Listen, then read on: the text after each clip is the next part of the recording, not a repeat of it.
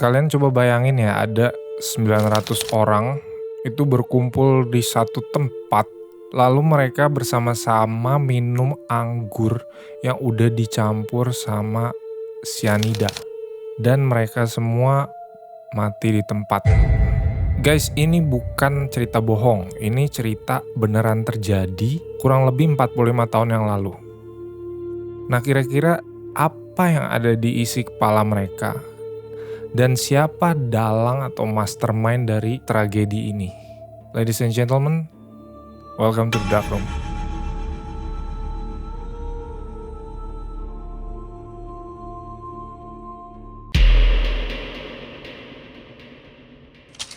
Pada tahun 1931, lahirlah seorang anak yang bernama Jim Jones. Jim Jones dan keluarganya ini hidup sangat miskin sekali, dan mereka terpaksa harus hidup berpindah-pindah tempat. Sampai akhirnya mereka menetap di satu desa di Indiana, Amerika Serikat. Di desa inilah si kecil Jim tumbuh besar dan dia itu sering pergi ke gereja. Tapi meskipun dia sering pergi ke gereja, banyak orang-orang di desa ini bilang bahwa si Jim ini orangnya tuh aneh, guys.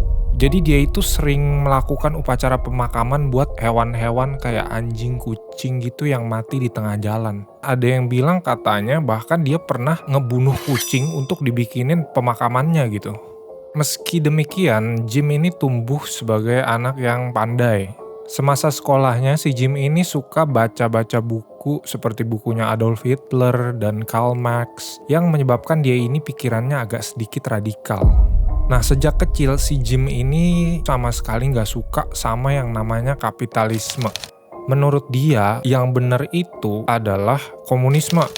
Dan akhirnya pada tahun 1951, ketika dia sudah sedikit dewasa, dia bergabung ke Partai Komunis di Indiana. Dan di sini dia punya misi untuk memperluas ajaran komunisme ke orang-orang. Tapi guys, pada saat itu di Amerika itu sangat anti sekali sama yang namanya komunisme. Keadaan ini jadi mempersulit si Jim untuk menyebarkan ajaran komunisme ke orang-orang. Dan akhirnya dia berperang dengan cara lain, guys. Caranya itu adalah dengan menginfiltrasi atau masuk ke dalam gereja. Jadi si Jim ini mulai berlatih untuk menjadi seorang pendeta. Dan guys, ternyata si Jim ini bukan seperti pendeta pada umumnya. Dia ini orangnya sangat karismatik sekali gitu. Penuh dengan api kalau berkhotbah. Dan dia ini orangnya sepertinya powerful. Dan orang-orang tuh pada suka sama dia. Akhirnya guys, si Jim Jones ini mendirikan sebuah gereja yang dinamakan People's Temple. Nah, People's Temple ini dikenal sebagai sebuah gereja yang mengutamakan banget yang namanya keadilan sosial, guys. Jadi di situ tuh paling anti banget sama yang namanya rasisme dan kapitalisme. Di situ guys, kalau dilihat orang itu duduk ya, orang kulit putih sebelahnya kulit hitam, lalu kulit putih selang-seling gitu guys. Padahal pada zaman itu di Amerika tuh nggak ada yang seperti itu. Selain itu guys, gereja ini juga dikenal sebagai gereja yang melayani masyarakat banget guys. Gereja ini tuh sering kasih makan buat orang-orang miskin, kasih tempat tinggal buat orang-orang yang gak punya rumah, dan panti jompo. Ada juga panti rehab buat orang-orang yang kecanduan narkoba. Dan waktu itu gerejanya itu mulai ramai dan orang-orang tuh yang di situ banyakan orang-orang yang merasa ditolak dan tidak diterima oleh masyarakat. Dan itulah yang membuat banyak orang yang makin mau join sama People's Temple ini guys. Dan pada tahun 1971, si Jim ini merasa bahwa kok kayaknya gerejanya kurang diterima ya.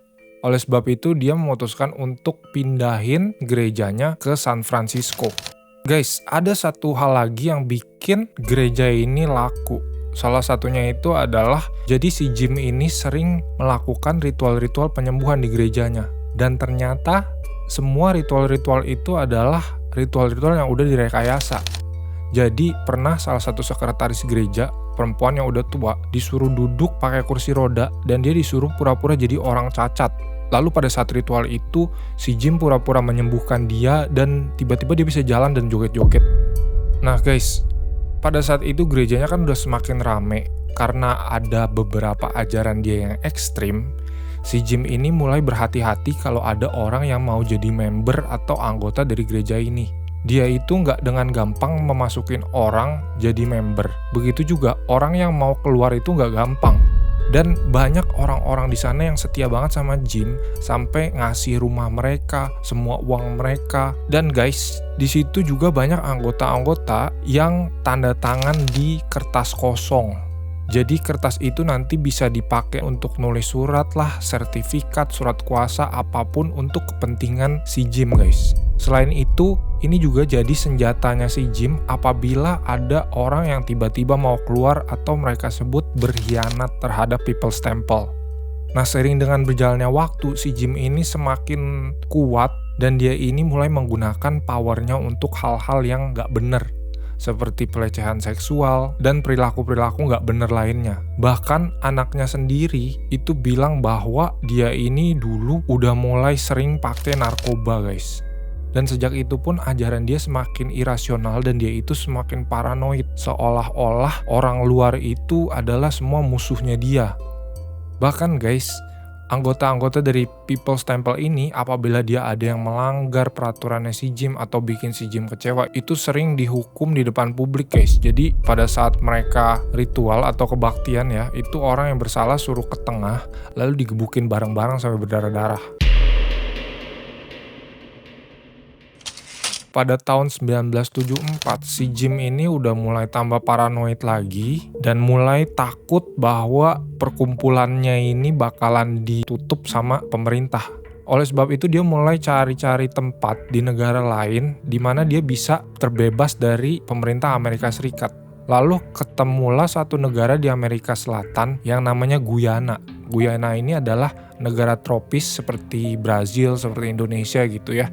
Akhirnya dia mempersiapkan lahan di situ untuk suatu hari dia mau pindahin semua pengikut-pengikutnya itu ke situ guys. Dan pada tahun 1977 ada beberapa member dari People's Temple ini yang berhasil keluar untuk menceritakan apa yang sebenarnya terjadi di People's Temple ke sebuah majalah yang namanya New West. Gak lama setelah itu, majalah ini lalu menerbitkan sebuah artikel yang menggemparkan Amerika Serikat. Dan pada saat itu si Jim Jones memutuskan bahwa wah ini udah waktunya untuk pindah ke Guyana. Akhirnya pada saat itu semua anggota-anggota setianya itu disuruh bikin paspor lalu mau dibawa ke Guyana. Di Guyana ini si Jim udah mempersiapkan sebuah kota kecil yang dia beri nama Johnstown. Dan di sini itu dijanjikan bahwa Johnstown ini seperti utopia, seperti surga untuk mereka dan mereka akan aman dari pemerintah Amerika Serikat. Akhirnya ada kurang lebih 1.000 orang yang pergi ke Johnstown. Dan pada saat mereka sampai di Johnstown, mereka kaget ternyata Johnstown itu dikelilingi oleh hutan-hutan dan ada yang jaga pakai senjata senapan guys. Jadi mereka itu kalau udah masuk ke situ nggak bisa keluar kemana-mana. Dan pada saat mereka udah sampai di situ, mereka disuruh kumpulin semua paspor-paspor mereka dan semua uang yang mereka punya untuk dikasih ke Jim. Jadi di sana mereka bercocok tanam sendiri, bangun rumah sendiri, pokoknya semua milik bersama. Tapi guys, sebenarnya Johnstown itu cuma bisa menampung beberapa ratus orang aja. Dan karena semuanya pada ke situ, kurang lebih 1.000 orang, di Johnstown ini jadi kekurangan makanan. Bahkan mereka itu sering impor makanan dari luar malahan guys. Dan bukan hanya itu guys, mereka itu harus kerja rodi guys di sana. Mereka itu jam 5:30 pagi udah bangun dan kerja itu sehari bisa 12 jam. Dan kalau seandainya capek atau misalnya melawan gak mau kerja, mereka itu akan disuntikin obat lalu dibawa ke suatu tempat kayak semacam penjara untuk dihukum. Dan guys di situ tuh nggak ada telepon, nggak ada radio, jadi mereka itu nggak tahu apa yang sedang terjadi di dunia ini. Jadi sumber informasi mereka tuh cuma dari Jim Jones. Dan Jim Jones itu tiap hari hampir 24 jam kerjaannya ngomong di loudspeaker. Intinya di sini si Jim Jones berusaha menanamkan ke dalam otaknya orang-orang itu bahwa inilah tempat yang tepat untuk kamu tinggal. Jadi jangan coba-coba kalian keluar dari sini. Karena di luar sana kalian adalah musuh negara. Nah di Johnstown ini guys, Si Jim Jones ini tengah-tengah malam suka ngebangunin beberapa member utamanya dia untuk mengadakan suatu ritual. Di ritual ini guys, mereka itu sama-sama minum anggur merah. Dan setelah minum anggur merah tersebut, si Jim Jones bilang ke mereka bahwa yang baru saja mereka minum itu adalah racun. Dan dalam waktu 1 jam, mereka semua akan mati. Lalu kagetlah orang-orang itu. Tapi ya mereka bisa berbuat apa? Tapi gak lama kemudian, si Jim Jones malah ketawa-tawa dan bilang bahwa ini semua hanya latihan. Jadi yang mereka minum itu bukan beneran racun. Tapi mereka harus siap untuk suatu hari melakukan yang namanya revolutionary suicide. 1 tahun kemudian, pada tahun 1978, banyak dari ex-member People's Temple yang ada di Amerika itu berkumpul bersama saudara-saudara dari orang-orang yang ada di Jonestown. Dan di sini mereka berdiskusi untuk mendesak pemerintah untuk menginvestigasi apa yang sebenarnya terjadi di Jonestown. Akhirnya seorang congressman yang bernama Leo Ryan memutuskan untuk pergi ke Jonestown untuk ngecek apa yang sebenarnya terjadi di sana. Lalu dia bawalah beberapa reporter dan jurnalis beserta timnya untuk mengunjungi Jonestown. Waktu sampai di Jonestown guys, Congressman Leo Ryan beserta grupnya itu disambut dengan hangat. Lalu di situ juga mereka menyediakan acara pertunjukan musik, lalu mereka juga dijamu dengan makanan yang berlimpah, makanan yang enak. Dan pada waktu itu si Leo Ryan melihat bahwa kayaknya nggak kenapa-napa di sini, nggak ada yang aneh. Nah setelah itu dia menginterview kurang lebih 75 orang, satu-satu ditanya, kamu betah nggak di sini? Ada sesuatu nggak yang terjadi di sini? Dan anehnya guys, semua dari mereka bilang bahwa mereka betah banget di situ. Mereka bahkan merasa seperti mereka itu di surga dan mereka nggak mau kemana-mana lagi. Aneh nggak guys? Ternyata guys, itu semua udah direncanakan dan udah dilatih sama si Jim. Memang ada beberapa yang udah kecuci otaknya dan emang beneran betah, tapi ada sebagian besar dari mereka yang sebenarnya pengen keluar tapi nggak berani karena takut mati guys. Nah guys, tiba-tiba waktu itu ada seorang bapak-bapak nulis surat di kertas kecil yang berisi bahwa dia pengen keluar dari situ karena di Jonestown terjadi hal-hal yang mengerikan. Dan dia kasih kertas itu ke seorang reporter yang namanya Don Harris. Tapi dia kasihnya itu diam-diam guys. Dan akhirnya si Don Harris baca dan dia kaget. Loh kok gak seperti yang ditampilkan sama orang-orang lain ya? Akhirnya si Don Harris ini itu diskusi sama si congressman sama timnya. Dan di sini mereka mulai curiga. Kayaknya ada yang gak bener nih guys. Akhirnya mereka memutuskan untuk menginterview lagi si Jim Jones-nya sendiri. Lalu si Jim Jones dalam hatinya udah mulai panik. Dan dia bilang bahwa ya itu hanya orang yang berbohong lah. Kalau kalian mau pergi ya pergi aja dari sini. Saya gak ngelarang. Tolong tinggalkan kami dan jangan ganggu kami. Dan akhirnya keberanian satu orang ini menginspirasi orang-orang lainnya untuk berani speak up juga guys.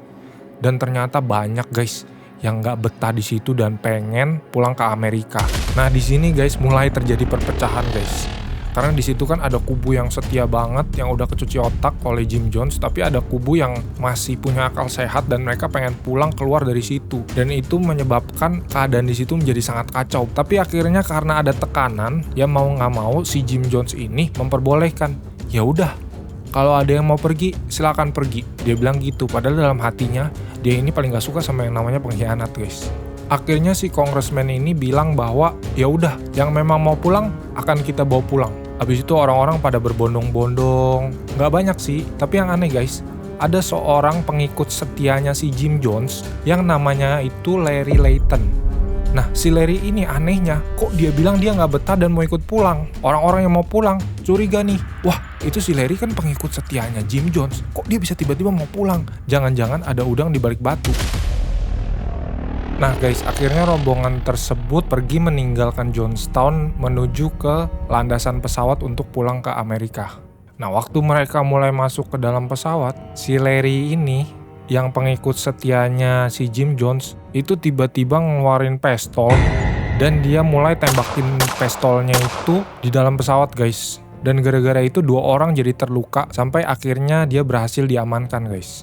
Tapi tiba-tiba guys, datanglah sebuah traktor dan dari traktor itu turun 9 orang anak buahnya Jim Jones yang bawa senapan, bawa pistol, bawa shotgun, dan mereka langsung tembak-tembakin semua orang yang ada di situ guys.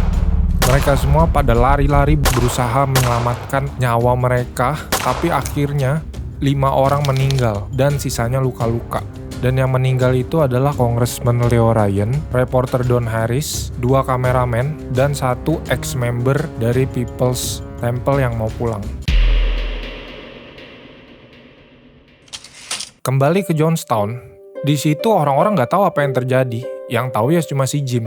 Dan di situ Jim merasa bahwa sepertinya udah nggak ada jalan keluar lagi. Dia baru aja ngebunuh 5 orang, termasuk salah satunya adalah anggota DPR AS. Dan di situ dia udah desperate dan akhirnya dia kumpulin semua orang di tempat biasa mereka berkumpul untuk berpidato. If we can't live in peace, then let's die in peace.